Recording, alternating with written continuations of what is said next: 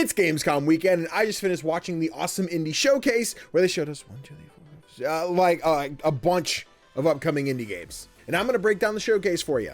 So let's get into it. First off, we saw Symphonia, a music-based platformer, not really a rhythm game, but more like you play in a world surrounded by music. Use your violin to activate gates or other obstacles and run through the levels trying to get to the end, all while rebuilding this world with the power of music.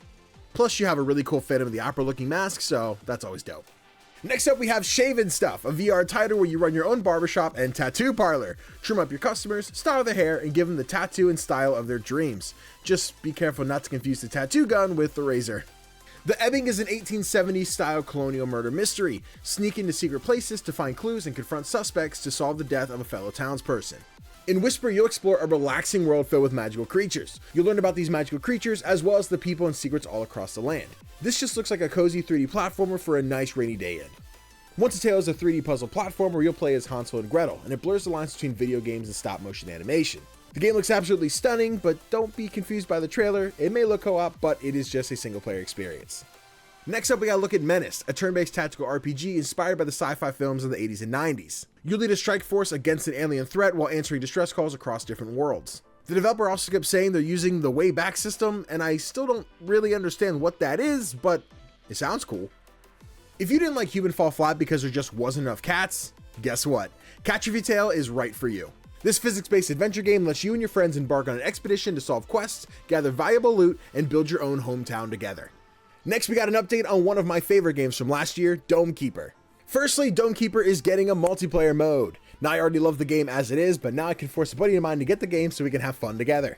Also, we got a small teaser of an upcoming content drop where the team will be adding 2 new domes to the game, so probably some new weapons and upgrades to keep the game fresh.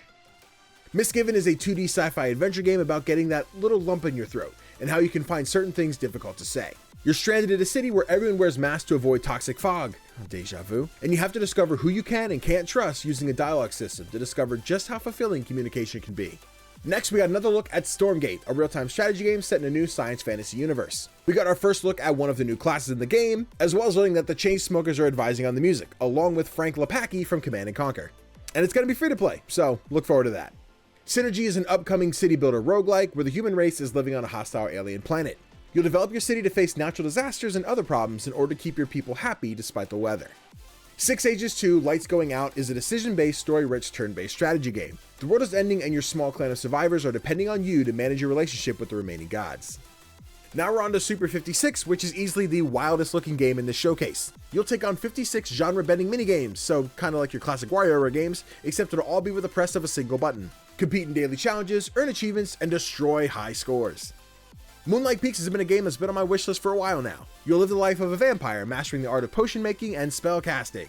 It's the perfect combination of cute and creepy, while you're gardening your plants and befriending local werewolves. It's mini golf in a dungeon in Dungeon Golf. Become one of the many crazy characters in this cast of frogs, skeletons, horse costumes, and Vikings in either single-player story or through the local or online co-op. In Desynced, you'll research, build, and grow your army of robots to automate construction of specific materials. Unveil the mystery of an AI on the edge of self-awareness, and uncover the hidden truth in this blend of strategy and automation. And Desynced is actually already available in early access, so you can play it right now. Grime is an indie game that's still on my needed playlist, and now we're getting a sequel with Grime II.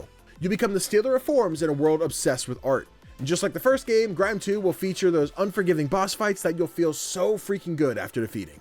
Harvest cards to raise land in these doomed isles. A single-player strategy city builder with roguelike deck building mechanics. Choose from 3 guys with unique cards as the world goes crazy and you have to keep it alive. Constance is a 2D hand-drawn action-adventure game and my personal highlight from the showcase. You'll wield a paintbrush while trying to escape from a colorful but decaying world, created by our hero's declining mental health. So, Splatoon meets Celeste? Yeah, I'm in. Just because of my branding, I think I have to play Ecognomix. Ecognomix is a roguelike where you build magnificent cities in the sky. Combine upgrades strategically to help your gnomes survive an unlimited supply of mystical islands. And just know, when I'm playing this, my fans will be my army of gnomes, for better or for worse. And to wrap things up, we saw Planetiles, a serene city builder about crafting natural habitats on remote planets. Create a space haven, protect it from natural disasters, and evolve your world while completing challenging quests. And that's everything we saw at this year's awesome indie showcase for Gamescom 2023. Let me know in the comments if any of these games got your attention, and if you are excited for them, be sure to go over to Steam and wishlist them because it really helps the game out. Now, if you excuse me, I have to go take a nap because that was a long one.